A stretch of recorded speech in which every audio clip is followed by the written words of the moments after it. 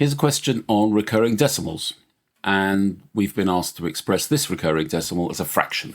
So to write this out, we've got 0.2131313, and on it goes.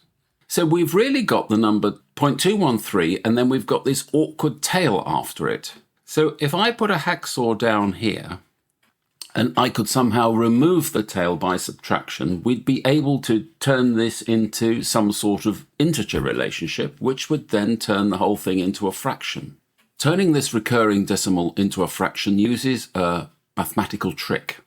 And I'm going to show you the trick, and you've just got to learn it, really. It's a very clever trick. So you first of all say let r equal this number. And what you next do is you multiply the r until you get to the point that the decimal point is hopped to the point where we want to put the hacksaw in. So how many hops is that? We multiply by 10, we multiply by 100, we multiply by 1,000.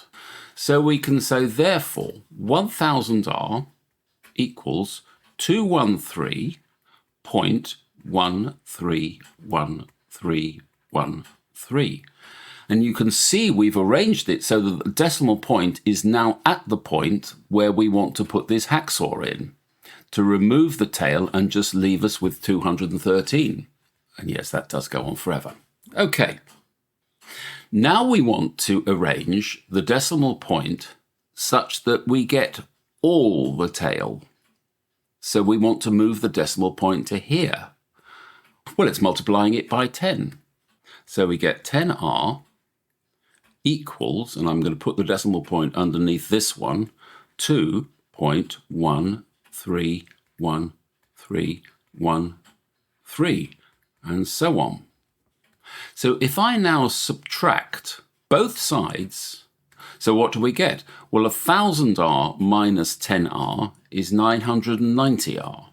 And that's equal to, well, the whole of the tail of this 213 number disappears because we've got a duplicate tail. So after the decimal point, when we subtract, we're going to get 0.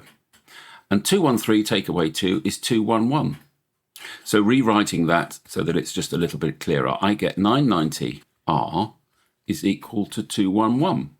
Well, therefore, divide through by the 990, r is equal to 211 divided by 990.